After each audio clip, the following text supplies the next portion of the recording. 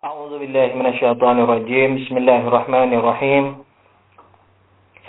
أستغفر الله ربي وأتوب إليه والحمد لله رب العالمين. ثم الصلاة والسلام على أشرف الأنبياء والمرسلين حبيبنا وحبيب رب العالمين بالقاسم محمد وعلى آله الطيبين الطاهرين المعصومين المنتجبين. اللهم أنطقني بالهدى وألهمني التقوى. Amma ba'du, assalamualaikum warahmatullahi wabarakatuh. Para pemirsa yang budiman di mana saja Anda berada, semoga selalu dalam lindungan Allah Subhanahu wa taala. Semoga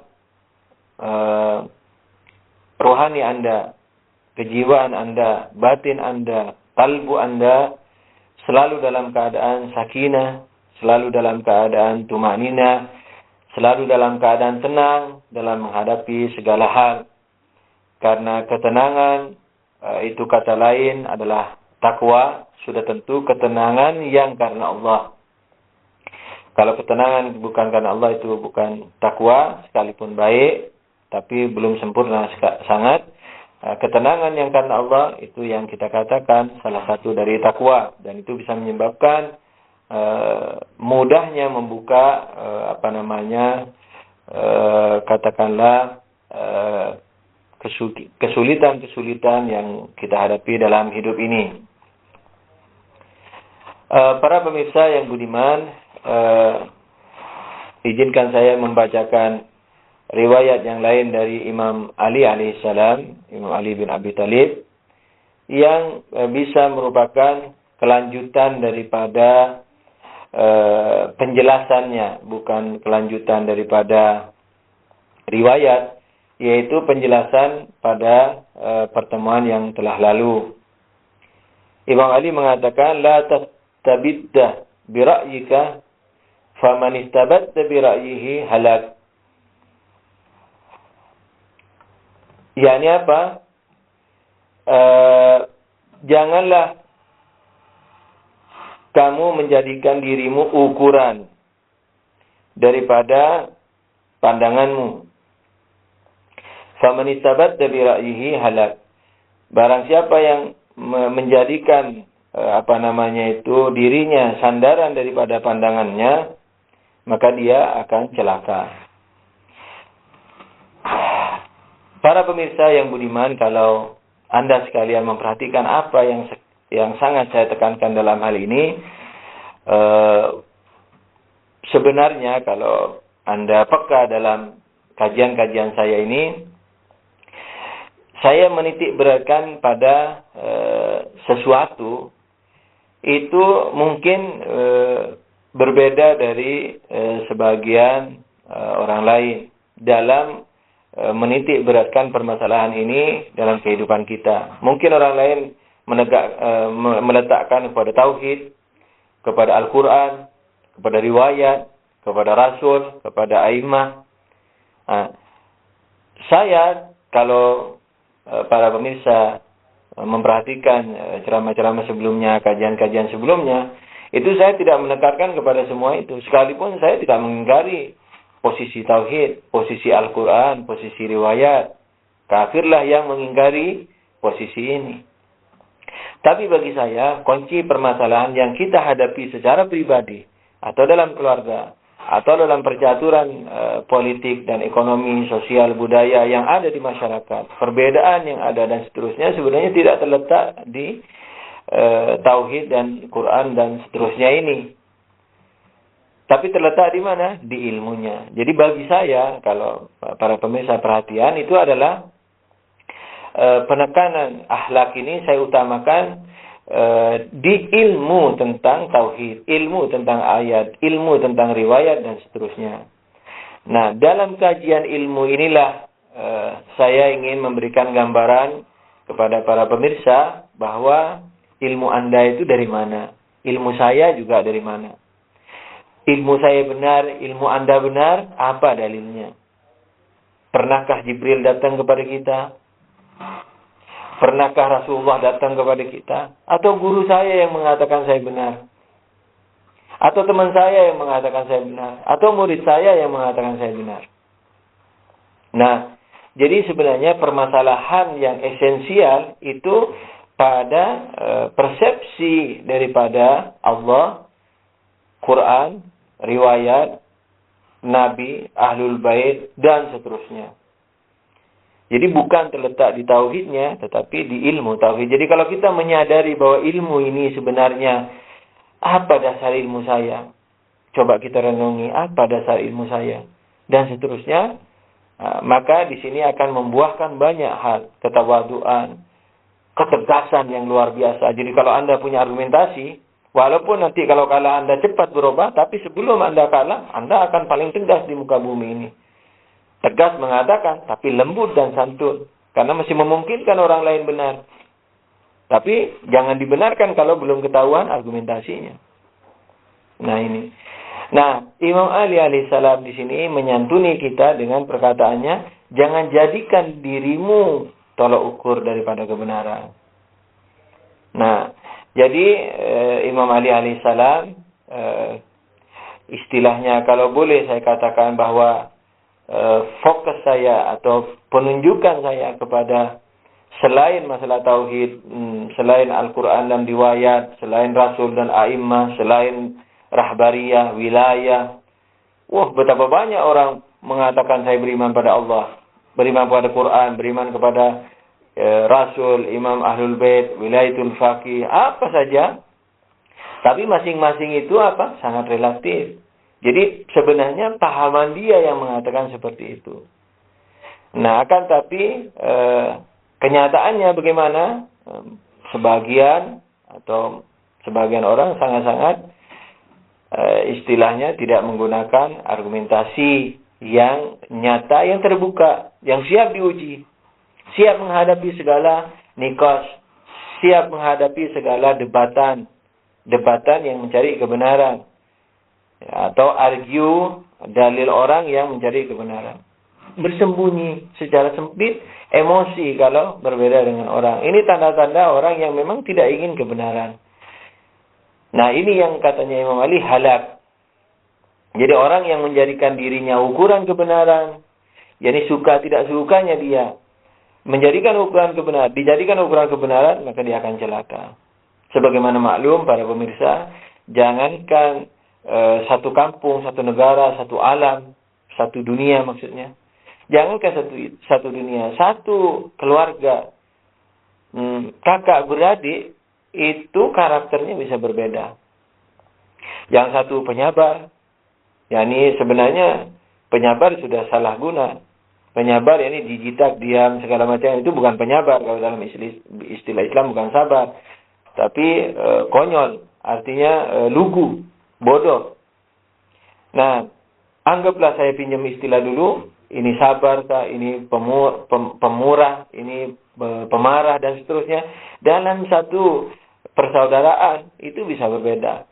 Nah, kecenderungan ini sangat mempengaruhi pertimbangan ilmu, pertimbangan wawasan dan pandangan. Dimensi melihatnya berlain-lain.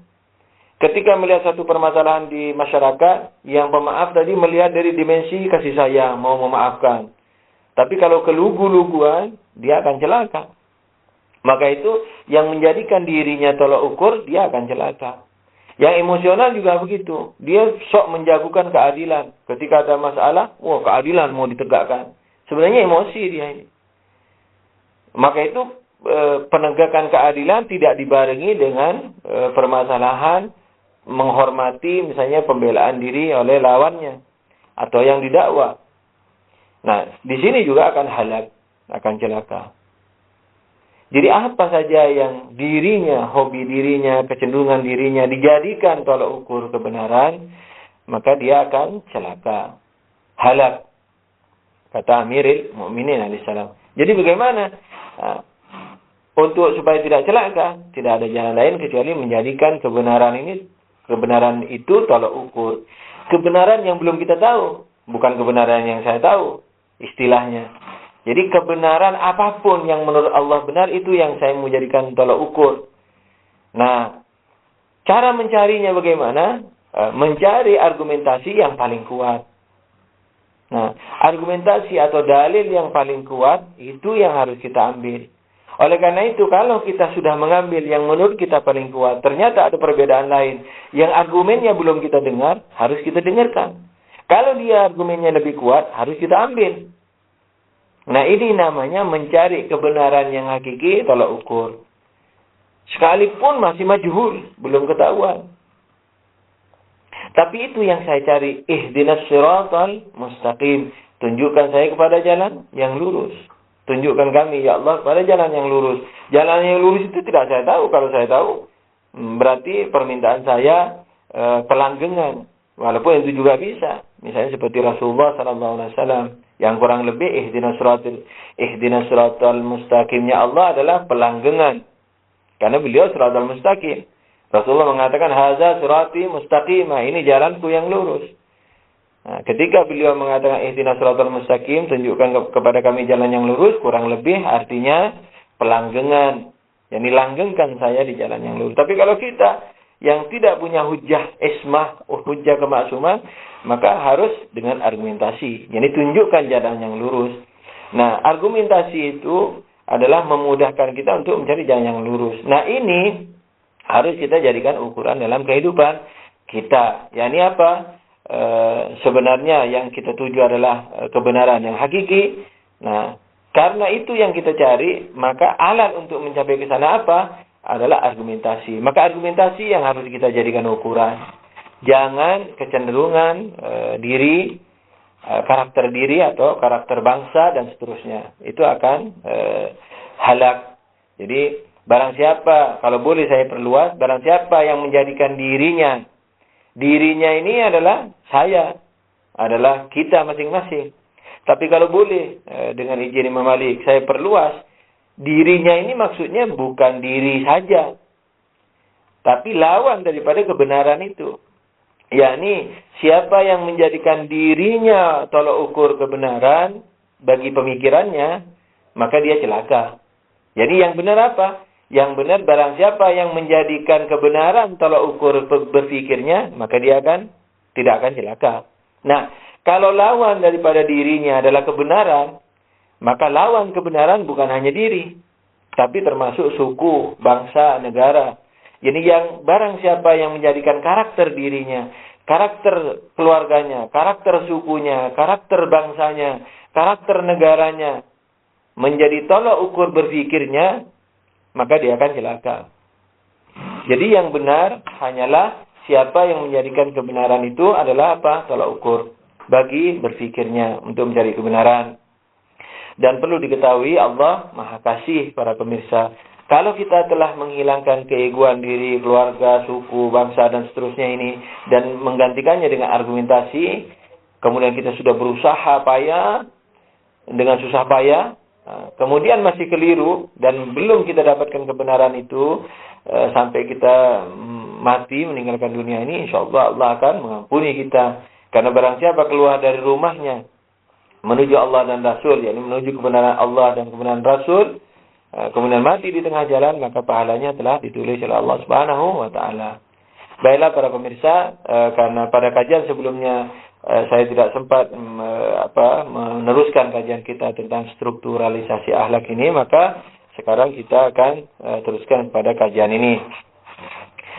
Pada kesempatan yang telah lalu, pada 2 majlis sebelum ini, karena majlis sebelum ini itu kebetulan hanya membahas tentang amar ma'ruf dan nahi munkar sampai waktunya habis, dan maafkanlah para pemirsa bagi yang sangat menunggu kelanjutan daripada kajian pembangunan akhlak ini atau strukturalisasi akhlak ini, maka izinkan saya sekarang secara agak cepat meneruskan kajian ini karena telah tertunda pada pertemuan sebelumnya. Sebelum saya teruskan, saya ingatkan kembali kepada kajian pembangunan akhlak ini adalah pembangunan dasar, yakni strukturalisasi akhlak ini strukturnya yang kita mau ceritakan ini, dan ini masih mukadimahnya. Ya, semoga nanti sampai kepada kira-kira bab keempat atau ada 4 bab atau 5 bab, mudah-mudahan selesai dengan izin Allah dan secara baik sehingga dapat memberikan kecerahan bagi kita semua tentang bagaimana kita membentuk akhlak. Jadi jangan sampai dengan hanya mengatakan jangan bohong, jujur dan seterusnya. Ini sebenarnya ranting-rantingnya. Akarnya itu bagaimana, pohonnya bagaimana, ranting daunnya bagaimana, buahnya bagaimana. Nah, itu yang kita mau bahas dalam kajian kita ini. Pada kajian yang telah lalu, kita telah mengetahui bahwa hanyalah insan kamil, hanyalah manusia yang bisa menjadi khalifah Allah Subhanahu wa taala. Karena manusia memiliki derajat dari materi sampai kepada non materi. Tapi kalau malaikat hanya memiliki kenon materian, kalau binatang atau makhluk materi selain manusia hanya memiliki tingkatan barzakhi dan tingkatan materi. Jadi binatang, pohon, semua memiliki tingkatan barzakhi, memiliki ruh. Dan ruhnya itu yang bertasbih kepada Allah sebagaimana manusia bertasbih. Akan tetapi termasuk bebatuan, termasuk air dan seterusnya. Jadi memiliki ruh, dan sudah saya buktikan pada awal-awal kajian kita ini. Dan ruhnya itu yang bertasbih. Akan tapi mereka tidak bisa memahami universal dan wa ma haulaha dan sekitaran daripada universal, yakni menjadikannya argumen dan seterusnya. Menerapkan dalam premis mayor kepada istilahnya minor, kemudian menyimpulkan suatu kesimpulan. Nah, oleh karena itu mereka tidak berkembang dan seterusnya, yakni selain manusia, sekalipun memiliki dimensi non materi atau ruh. Akan tetapi manusia, karena dia memiliki kekuatan akliyah, yakni penyimpulan universal dan wa ma haulaha dan sekitarannya, maka ia memiliki dimensi non materi mutlak. Sekalipun sudah saya katakan bahwa sebenarnya akal manusia sebelum dia menjadi wali atau menjadi calon wali, katakanlah, itu sebenarnya masih dikatakan sebagai aklul muntasyir, jadi percikan akal, bukan akal yang sesungguhnya. Akan tapi sudah sangat-sangat menjelang kepada akal yang sesungguhnya, karena spesifikasi daripada materi, bentuk dan seterusnya hilang. Seperti manusia lah, pahaman manusia. Wajahnya tidak ada, wajah tertentu tidak ada, tinggi tertentu, kulit tertentu tidak ada. Tapi masih terbayang itu, misalnya 2 kaki, 2 tangan, ada kepala dan seterusnya. Walaupun tingginya X, wajahnya X, warna kulitnya X dan seterusnya. Nah, akan tapi masih terbayang. Jadi ini merupakan aklul muntasyir, kalau dalam istilah filsafat. Nah, oleh karena itu para wali yang sudah tentu meninggalkan dosa dan makruh, meninggalkan mubah juga dengan hati, meninggalkan juga selain Allah, termasuk surga, tidak dia sukai, bukan karena sombong, karena dia menyukai Allah, maka ini akan terus ke atas sampai ke tingkatan non materi, yakni akal yang hakiki. Nah, orang yang sampai kepada akal hakiki inilah yang sampai kepada fana dalam fana dan seterusnya, sampai ke tingkatan kedua juga, perjalanan dari Allah ke Allah dan seterusnya, sampai perjalanan keempat, sebagaimana yang mungkin nanti kita jelaskan, dan sepertinya pertemuan-pertemuan sebelumnya sudah pernah saya syarahkan.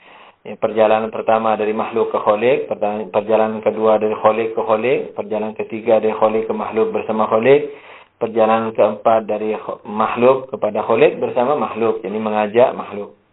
Nah, ini wali yang sempurna.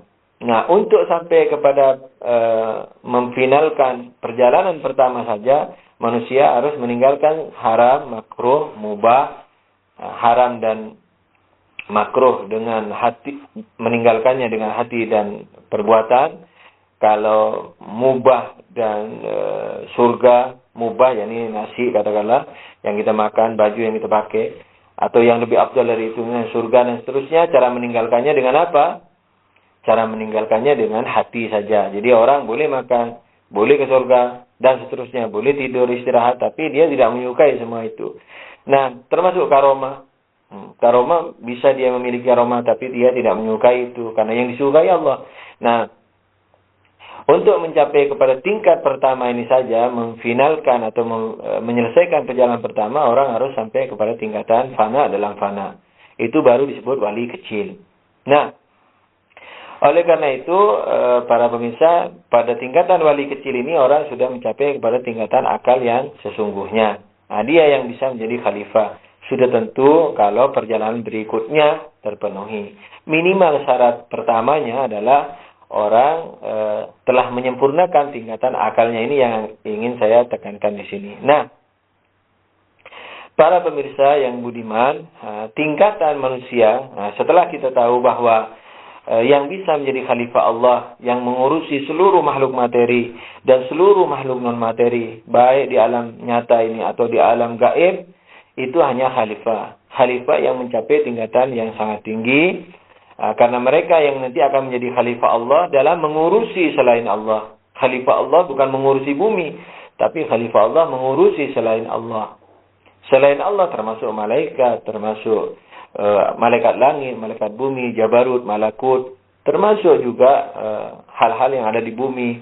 Bukan hanya manusia, ular, pohon, daun, semua istilahnya pepohonan, ikan-ikan di laut, semua itu harus dikhalifai oleh khalifah Allah Subhanahu wa taala. Nah, oleh karena itu makom khalifah ini makom yang paling tinggi. Malaikat pun meliur terhadap makom ini. Oleh karena itu mereka mengajukan diri. Ketika Allah mengatakan, ini ja'ilun fil ardi khalifah, aku akan jadikan khalifah yang bertempat tinggal di bumi. Malaikat mengatakan, ataja'alu fiha, dan seterusnya, apakah engkau akan membuat khalifah dari manusia yang saling berbunuh dan seterusnya. Wa nahnu nusabbihu bihamdik wa nuqaddisu lak, sementara kami selalu memujamu, mensucikanmu. Itu maksudnya kami lebih lebih cocok untuk pangkat ini. Bayangkan malaikat yang sudah memikul arsy, menjaga surga dan seterusnya, menjaga asma-asma Allah dan seterusnya, itu meliur kepada khilafah ini karena memang makom yang tinggi. Nah, pada kajian telah lalu sampai di sini bahwa hanya manusialah yang bisa menjadi khalifah Allah, dan manusia ini adalah manusia yang sesungguhnya yang sampai kepada tingkatan yang sangat tinggi. Nah, pelajaran berikutnya para pemirsa adalah mau menceritakan derajat manusia. Nah, derajat manusia dalam pencapaian kesempurnaan ini ada yang lolos dengan bagus, ada yang jatuh bangun, ada yang banyak jatuhnya. Jadi secara global kurang lebih ada 5 derajat. Derajat pertama yang tidak pernah jatuh, itu yang kita kenal dalam syariat dengan istilah maksum, nabi atau misalnya imam, wasi, alaihimussalam jami'an.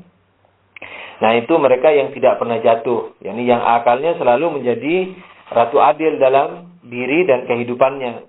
Nah, ini akan dibimbing oleh Allah Subhanahu wa taala, karena bimbingan Allah bukan pada perasaan, tapi bimbingan Allah pada akal. Sebab sering saya katakan kepada Anda, perasaan lapar, inginnya makan saja ketika lapar. Perasaan lezat maksud saya. Perasaan lezat, ingin makan kalau lapar. Ingin kawin kalau sudah balik. Dia tidak ada keinginan lain selain itu. Tidak mungkin lapar dan tidak ingin makan. Jadi ini tidak bisa didatangi syariat. Tidak bisa dituruni syariat. Karena tidak mengerti. Dia mengertinya hanyalah kalau lapar, makan. Kalau yakni mau makan. Kalau sudah balik, mau kawin. Kalau katakanlah diganggu, marah. Dia tahunya hanya itu. Nah, oleh karena itu, akal yang bisa didatangi syariat. Maka akal lah yang akan didatangi syariat. Nah, ketika akal ini difungsikan, ada yang sejak sebelum jadi nabi, akalnya ini telah dijadikan pedoman hidup dan argumentatif. Oleh karena itu, Rasulullah telah mendapatkan julukan Al-Amin oleh kelompok istilahnya Mekah, oleh masyarakat Mekah, baik yang mukmin atau yang istilahnya kafir. Sebab tidak semua kafir para pemirsa, banyak orang mukmin. pada waktu itu yang beriman kepada agama Nabi Ibrahim alaihissalam. Nah, kafir dan mukmin menjuluki Rasulullah Al-Amin. Al-Amin bukan hanya jujur perkataan, termasuk tidak mencuri dan seterusnya. Nah, sebab kalau mencuri harus ngomong, kalau jujur kan harus bicara, saya mencuri. Nah, ketika orang Al-Amin itu sudah intinya, tidak pemabuk, tidak mencuri, tidak ganggu orang dan seterusnya. Nah, ini yang menjadi ukuran apa? Para pemirsa adalah akal, argumentasi, dan seterusnya. Nah, golongan pertama yang tidak pernah keliru, yang tidak pernah jatuh. Nah, ini layak menjadi nabi, layak menjadi penerus nabi. Dan kebenarannya itu karena mengikuti akal yang difitrahkan Allah, yang diberikan Allah kepada semua orang. Nah, bukan karena dicuci, dibedah, dan seterusnya. Sebab kalau Rasulullah dibedah, berarti tidak ada afdaliyahnya. Nilai lebihnya tidak ada pada Rasul. Uswah hasanahnya tidak ada. Karena dibedah. Nah, oleh karena itu, para pemirsa, golongan pertama adalah yang selalu berhasil. Kira-kira sabiqun bil khairat. Jadi, mereka, kalau dalam istilah Quran, adalah orang yang dalam kebaikan selalu di depan. Sabiqun bil khairat. Nah, ini golongan pertama. Golongan kedua, dia banyak menangnya, tapi kadang-kadang jatuh. Nah, golongan kedua ini banyak menangnya, tapi kadang-kadang jatuh. Nah, ini istilahnya kebanyakan orang baik. Orang yang katakanlah sangat baik, tapi belum sampai ke tingkat masuk. Nah, golongan ketiga yang katakanlah 50-50. Kebaikan dan keburukannya katakanlah 50-50. Nah, ini salah satu daripada tingkatan secara global manusia. Kemudian yang keempat adalah yang banyak kalahnya tapi kadang-kadang menang. yakni banyak salahnya tapi kadang-kadang benar. Nah, golongan yang kelima, dan ini mungkin gradasi atau tingkatan di tingkatan syaitana atau iblis ini sudah, yaitu yang selalu kalah. Yani selalu memenangkan daya emosi, daya hayal atau angan-angan dan daya lezat daripada daya akalnya. Nah, golongan ini adalah golongan yang sangat parah. Ini golongan yang katakanlah kalau boleh saya istilahkan yang sumum bukmun, yakni umyun faulayadyo, yang sudah naudzubillah buta dan tuli dan tidak akan pernah kembali. Yang menurut istilah juga dikatakan sebagai orang yang ada dalam kubur atau hatinya yang keras bagaikan batu. Nah, ini secara global ada 5 golongan. Tetapi secara rinci, para pemirsa, karena ilmu itu menentukan derajat manusia, amal juga menentukan derajat manusia, dan tak satu pun daripada ilmu manusia persis sama dalam segala ilmunya. Begitu juga tak satu pun dari manusia persis sama dalam amalnya, maka derajat manusia sesungguhnya apa, para pemirsa? Sesuai dengan banyaknya manusia. Berapa triliun, berapa miliar manusia, sebanyak itu pula tingkatan yang ada. Nah, tapi secara global itu ada 5 tingkatan, atau ada yang lebih rinci, misalnya dibuat 300 lebih, ada yang umum itu adalah 1000 tingkatan. Itu yang biasa disebut misalnya dalam manazilus sairin, jadi posisi-posisi para pesuluk dan seterusnya. Nah, insyaallah lain kali kita, kalau ada kesempatan, kita akan rinci itu, mungkin di bab irfannya. Ini sekarang strukturalisasi akhlaknya dulu, dan mudah-mudahan kita selalu diberikan inayah kepada yang baik oleh Allah Subhanahu wa taala dan dihindarkan dari seluruh keburukan. Amin ya rabbal alamin. Allahumma shalli ala Muhammadin wa alihi tahirin, wa billahi taufiq wal hidayah. Wassalamualaikum warahmatullahi wabarakatuh.